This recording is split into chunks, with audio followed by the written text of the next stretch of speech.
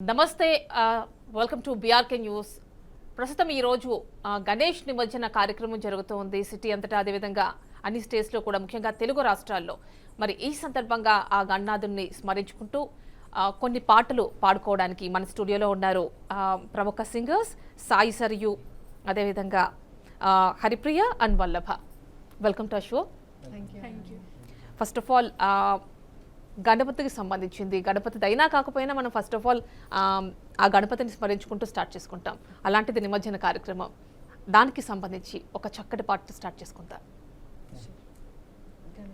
చాలా బాగుంది. ఓకేనండి, స్టార్ట్ చేసే ముందు అసలు ఫస్ట్ మీతో స్టార్ట్ చేసుకుందాం. సరియు గారు, సాయి సరియు, ఏంటంటే అసలు ఎలా వచ్చింది ఇంట్రెస్ట్, అసలు పాడాలి అనే ఇంట్రెస్ట్? నాకు యాక్చువల్లీ మా నాన్నగారి దగ్గర నుంచి వచ్చిందండి. మా నాన్నగారు యాక్చువల్లీ క్లాసికల్ సింగర్.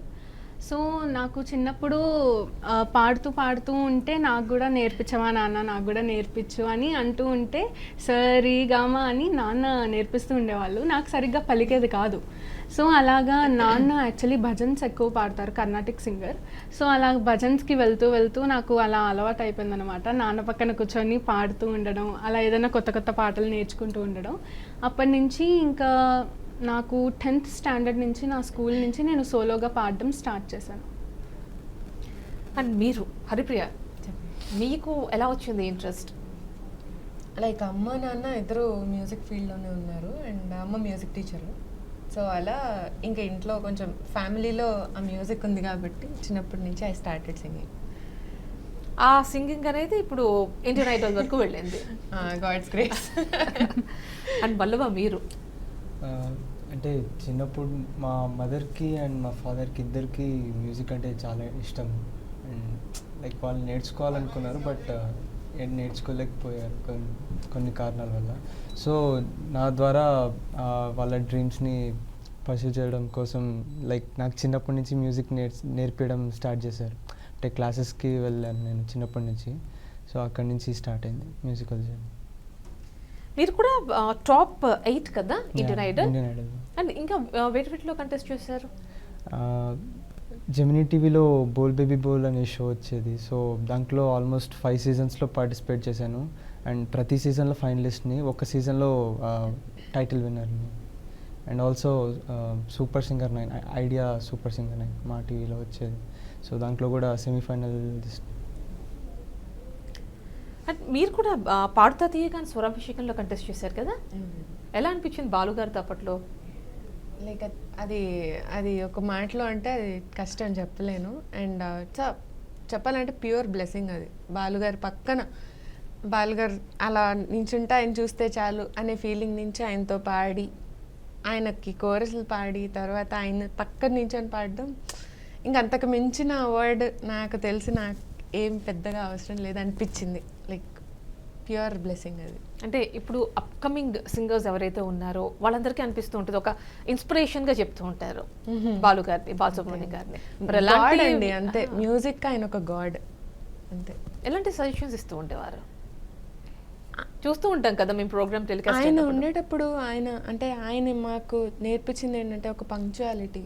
అండ్ ప్రతిదీ ఇప్పుడు లైక్ అందరూ ఫోన్స్ ఇది ఎక్కువ దీని మీద పడిపోయారు, టెక్నాలజీ మీద. And he use to right everything. So ప్రతిదానికి మేము నోటేషన్ రాసుకునే వాళ్ళం. దట్ ఈస్ చెప్పాలంటే ఒక లెసన్, ఒక లెర్నింగ్, ఒక న్యూ ఎవ్రీడే ఒక న్యూ లెర్నింగ్ ఉండేది. సో అండ్ సాయి సర్, మీరు ఎలా అనిపించేది? అంటే మీరు కూడా ఆల్రెడీ కొన్ని ఆల్బమ్స్ చేస్తున్నారు, రిలీజ్ అయి ఉన్నాయి. అండ్ భక్తిలో అది కూడా మీరు పాడుతూ ఉంటారని చెప్పారు. ఎలా అనిపిస్తూ ఉంటుంది? నాకు యాక్చువల్లీ ఎప్పటి నుంచో రికార్డింగ్ సైడ్ వెళ్ళాలని కానీ అసలు నాకు ఉండేది కాదు. ఏదో పాడామా పెట్టామా అన్నట్టే ఉండేది. బట్ ఒకరోజు లక్ష్మీ వినాయక్ గారని మ్యూజిక్ డైరెక్టర్, ఆయన పిలిచి ఒకసారి వాయిస్ టెస్ట్ చేద్దామన్నారు. సో అలాగా నా జర్నీ స్టార్ట్ అయిందనమాట. స్టార్ట్ అయింది, ఫోన్ కాల్స్ మీద ఫోన్ కాల్స్ వచ్చేవి. ఇప్పటికీ అరౌండ్ 50 to 60 రికార్డింగ్స్ పాడాను. So I feel so grateful and నాకు చాలా సాటిస్ఫాక్షన్, హ్యాపీగా ఉంటుంది. నేను రేపు పొద్దున ఏదన్నా టీవీ రియాలిటీ షోలో వచ్చినా కానీ నాకంటూ ఈ సాంగ్ నేనే పాడాను, నన్ను ఈ సాంగ్ నుంచి రికగ్నైజ్ చేస్తారని నాకు చాలా ప్రౌడ్ ఫీలింగ్ అండ్ హ్యాపీగా ఉంటుంది. ఎలాంటి పాటలు మీకు బాగా గుర్తింపు తీసుకొచ్చాయి? నాకు కృష్ణుడి పాట చాలా గుర్తింపు తెచ్చింది. ఒకసారి పాడతారా?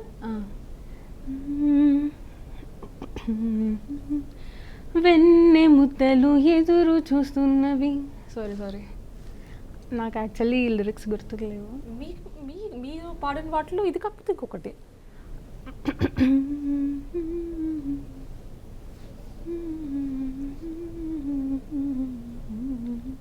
That's okay. మీరు నెక్స్ట్ మీ దగ్గర మళ్ళీ మీరే పాడాలి. ఓకే. నెక్స్ట్ ఇక్కడ హరిప్రియ గారి దగ్గరికి వెళ్దాం. హరిప్రియ గారు, మీరు పాడిన వాటిలో బాగా బెస్ట్, ఇది నాకు ఫేవరెట్ అనిపించేది ఏ సాంగ్? అంటే లైక్ ఒక పాట అని చెప్పలేము, లైక్ మెనీ సాంగ్స్. అంటే నేను మూవీలో పాడింది అంటున్నారా? ఏదైనా మీరు పాడిన వాటిలో. ఓకే, నేను బాలుగారితో పాడింది నాకు ఎప్పటికీ అదే, నాకు ఇంకా అది. ఒకసారి పాడతారా మరి? అందులో ఒక పాట, 2 పాటలు.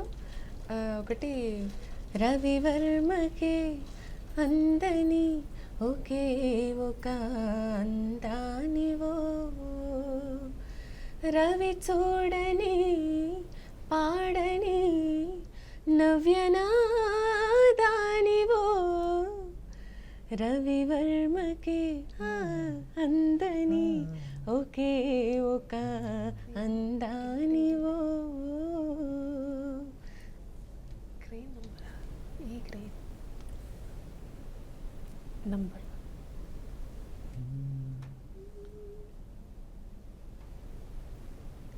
అండ్ వల్లభ, మీరు పాడిన వాటిలో మీకు బాగా పేరు తెచ్చిపించింది అంటే ఇంటర్నేషనల్ 7-8 అన్నారుగా, టాప్ 8 అక్కడ దాకా తీసుకెళ్ళిన పాట ఏంటి? లైక్ ఆడిషన్ రౌండ్ అప్పుడు నేను నువ్వుంటే నా జతగా సాంగ్ పాడాను. సో దాని వల్ల లైక్ గోల్డెన్ మైక్ వచ్చింది, జడ్జెస్ వచ్చి గోల్డెన్ మైక్ ఇచ్చారు నాకు. అంటే డైరెక్ట్గా టాప్, యాక్చువల్గా దాని తర్వాత ఇంకొక ఆడిషన్ ఉంటుంది. సో అది దానికి వెళ్ళకుండా డైరెక్ట్గా టాప్ 12లోకి వెళ్ళేలా లైక్ గోల్డెన్ మైక్ ఇచ్చారు. ఆ song one of my favourite songs. అది పాట మీరు ఖచ్చితంగా పాడాలి. కాకపోతే మరి రిపోర్టర్ శ్రీనివాస్ క్రేన్ నెంబర్ 4 దగ్గర రెడీగా ఉన్నారు. అక్కడి నుంచి మరిన్ని అప్డేట్స్ అందిస్తారు. శ్రీనివాస్, ప్రస్తుతం క్రేన్ నెంబర్ 4 దగ్గర ఎలాంటి పరిస్థితి ఉంది? ఏమన్నా ఎలాంటి ఏ విగ్రహాలు నిమజ్జనం చేశారు? ఎక్కడెక్కడి నుంచి వచ్చాయి? అండ్ క్రేన్ నెంబర్ 4 దగ్గరే ఖైరతాబాద్ గణేష్ నిమజ్జనం కూడా ఉంది. ఎక్కడి దాకా వచ్చారు?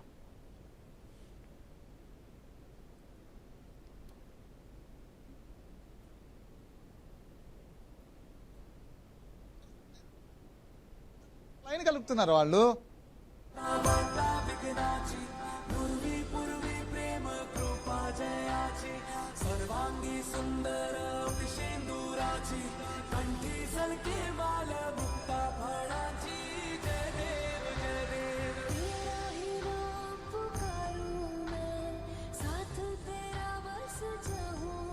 మొత్తం మీద నిమజ్జనాలు కొనసాగుతున్న పరిస్థితి ఉంది. కొంతసేపు ముఖ్యమంత్రి రేవంత్ రెడ్డి రావడంతో కూడా కొంతసేపు విరామం ఇచ్చారు. అయితే ఉదయం నుంచి కూడా కొనసాగుతున్నటువంటి ఏదైతే నిమజ్జనాలు ఉన్నాయో ఆ నిమజ్జనాలు ఇప్పుడు కంప్లీట్ మరొకసారి కొనసాగుతున్న పరిస్థితి అవుతుంది. అయితే ప్రధానంగా మనం చూసినట్లయితే క్రేన్ 4 దగ్గర పూర్తిగా మొత్తం అంతా ప్రదేశాన్ని అంతా కూడా విశాలపరిచారు. అయితే ఇక ప్రదేశాన్ని చూడటానికి అయితే ఎవరైతే వస్తున్నటువంటి జనమైతే ఎవరైతే ఉన్నారో వాళ్ళందరినీ కూడా పూర్తి స్థాయిలో ఈ భారీ గేట్స్కి అవతలే నిలిపివేసి ఉంచడం జరిగింది. అయితే సాయంత్రం జరగబోతున్నట్టు ఈ రాత్రికి జరగబోతున్నట్టు ఖైరతాబాద్ మహాగణేశుడు విగ్రహ నిమజ్జనం ఏదైతే ఉందో దానికి సంబంధించినటువంటి ఏర్పాట్లన్నీ కూడా ప్రభుత్వం పకడ్బందీగా చేసిందని చెప్పుకోవచ్చు. భారీ పోలీస్ బందోబస్తును కూడా ఇక్కడ ఏర్పాటు చేయడమే కాకుండా గస్తీ పెట్టడమే కాకుండా ఇక ఇటు నేషనల్ ఏదైతే భద్రతా దళాలు ఉన్నాయో భద్రతా దళాలను కూడా ఇక్కడ ఎలాంటి అవాంఛనీయ సంఘటనలు జరగకుండా ఉండేందుకు పూర్తి స్థాయిలో వాళ్ళను కూడా ఇక్కడ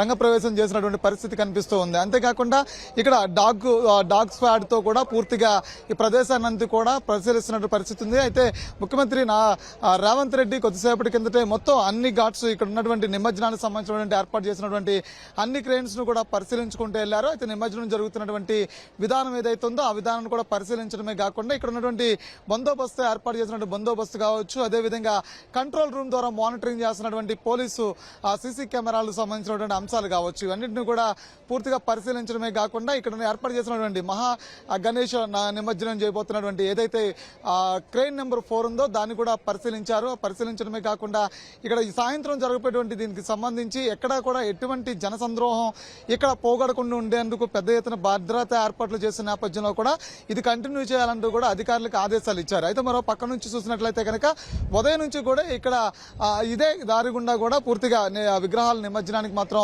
తరలి వెళ్ళిన పరిస్థితి అయితే ఉంది. గత కొద్దిసేపటి కిందట మాత్రం నుంచి పూర్తి స్థాయిలో రేవంత్ రెడ్డి వస్తున్న ఒక గంట ముందు నుంచి మాత్రం పూర్తి స్థాయిలో ఇక్కడ విగ్రహాలు ఏవి ఇటు సైడ్ రాకుండా క్రెయిన్ 4 ఏదైతే ఉందో ఆ ప్రాంతంలోకి రాకుండా పూర్తిగా వాటిని అన్నిటి కూడా నిలిపివేసినటువంటి పరిస్థితి కనిపిస్తుంది. అయితే ఇక్కడ నుంచి సాయంత్రం లోపు ఇక పూర్తిగా ఈ స్థలాన్నంతా కూడా ఇక్కడ వస్తున్నటువంటి జనాన్ని సంద్రోహం కావచ్చు, ఇతర ఈ రూట్ ఏదైతే ఉందో అంటే ఇటు నుంచి క్రెయిన్ 6 మీద నుంచి ఇలా ఇటు నుంచి ఇక ఖైరతాబాద్ మహా గణేశుడి విగ్రహం 4 దగ్గరికి వస్తున్నటువంటి నేపథ్యం ఉంది కాబట్టి అయితే ఈ 4 దగ్గరికి వచ్చేటువంటి నేపథ్యంలో ఇటు నుంచి వస్తున్న పరిస్థితుల్లో ఇటు మొత్తం అంతా కూడా ఈ ప్రదేశాన్ని అంతా కూడా పూర్తిగా జనసంద్రోహంతో నిండి ఉంది. ఉదయం వరకు కూడా దాని అంతా కూడా పూర్తిగా ఖాళీ చేయించారు. అయితే ఇక్కడ నుంచి ఏదైతే ఇక్కడ నుంచి క్రెయిన్ కి 4 కి అవతల నుంచి ఉన్నటువంటి క్రెయిన్ 3 నుంచి కూడా భారీ జనసందోహం మహా గణేష నిమజ్జనం చూసేందుకు భారీ జనసంద్రోహం కూడా ఇక్కడ ఉదయం నుంచి కూడా ఉన్నటువంటి పరిస్థితి ఉంది. అయితే ఇదంతా కూడా ఇప్పటివరకు రేవంత్ రెడ్డి రావడం, రేవంత్ రెడ్డిని కూడా వీళ్ళందరూ కూడా ఆయన కూడా కారు వాహనం ఏదైతే ఉందో వాహనం మీద నుంచి అందరూ కూడా అభివాదం చేసుకుంటూ వెళ్లారు. అందరూ అభివాదం చేసుకుంటూ వెళ్ళినటువంటి పరిస్థితి కూడా ఉంది. అయితే ఇంకా చాలా సమయం ఉన్న నేపథ్యంలో అంటే మహా గణేష్ నిమజ్జనం ఇంకా చాలా సమయం ఉన్న నేపథ్యం ఉన్నప్పటికీ కూడా ఉదయం నుంచి కూడా ఏదైతే ఈ భక్తులు ఎవరైతే ఉన్నారో వీళ్ళందరూ కూడా దాన్ని తిలకించేందుకు ఇక్కడ జరుగుతున్నటువంటి ఏర్పాట్లు కావచ్చు, ఆ క్రెయిన్ కావచ్చు, ఈ దృశ్యాలన్నింటి కూడా తిలకించేందుకు పెద్ద ఎత్తున వీళ్ళందరూ కూడా గుమ్ముకున్నటువంటి పరిస్థితి ఉంది. అయితే ఏ జనసంద్రోహం కానీ ఈ ప్రదేశం ఏదైతే ఉందో అంటే దాదాపుగా క్రెయిన్ 4 నుంచి దాదాపు ఒక 1000 మీటర్ల దూరం వరకు కూడా పూర్తి స్థాయిలో అష్టదిగ్బంధనం చేసినట్టు చెప్పుకోవచ్చు. అయితే ఇక్కడ నుంచి పూర్తి స్థాయిలో ఇటు నేషనల్ కమాండర్స్ కావచ్చు, అదేవిధంగా స్థానికంగా ఉన్న పోలీసులు కావచ్చు, వీళ్ళందరూ కూడా పూర్తి స్థాయిలో భద్రతా ఈ ప్రాంతాన్ని అంతా కూడా ఇచ్చారు. అయితే ఇప్పటికే ఎలాంటి అవాంఛనీయ సంఘటనలు జరగకుండా ఉండేందుకు పెద్ద ఎత్తున ప్రభుత్వం చర్యలు చేపట్టింది. ఇక్కడ తాగి నిమజ్జనానికి వచ్చినటువంటి వాళ్ళని కూడా అడ్డుకోవాలని చెప్పని వాళ్ళ మీద వాళ్ళని కూడా ఇక్కడ ప్రాంతాలకు రానివద్దని చెప్పని కూడా ఇప్పటికే ఆదేశాలు ఇచ్చిన నేపథ్యం కూడా ఉంది. అంతేకాకుండా ఇప్పటికే రూట్ క్లియరెన్స్ చేయడమే కాకుండా ఈ ప్రాంతం నుంచి ప్రయాణికులు ఎవరైతే ఉంటారో వాళ్ళను కూడా పూర్తిగా రూట్ మ్యాప్ ద్వారా కూడా ఇతర మార్గాలకు వెళ్లేందుకు రూట్ మ్యాప్ కూడా ఇవ్వడం జరిగింది. రైల్వే దీనికి సంబంధించి మెట్రో కూడా సంబంధించినంత వరకు బయట ప్రాంతాల నుంచి మహా నిమజ్జనం చూడడానికి వచ్చేటువంటి వాళ్ళకు కూడా మెట్రో వెసులుబాటును కూడా రాత్రి 2 గంటల వరకు కూడా పొడిగించడం కూడా జరిగింది. అయితే ఏదేమైనప్పటికీ కూడా ఇక్కడ పూర్తి స్థాయిలో మహా నిమజ్జనం జరిగేటువంటి ఏదైతే ఈ ప్రాంతం ఏదైతే ఉందో మహా నిమజ్జనం జరిగే ప్రాంతం ఏదైతే ఉందో అది భద్రతా నడుమున పెద్ద ఎత్తున కొనసాగే పరిస్థితి ఉంది. అయితే ఇక్కడ ఆ ఎండ తీవ్రత కూడా కొద్ది కొద్దిగా తగ్గుతున్నటువంటి పరిస్థితి కూడా కనిపిస్తుంది. రైట్ శ్రీనివాస్, మళ్ళీ కాంటాక్ట్ చేస్తాం. Thank you.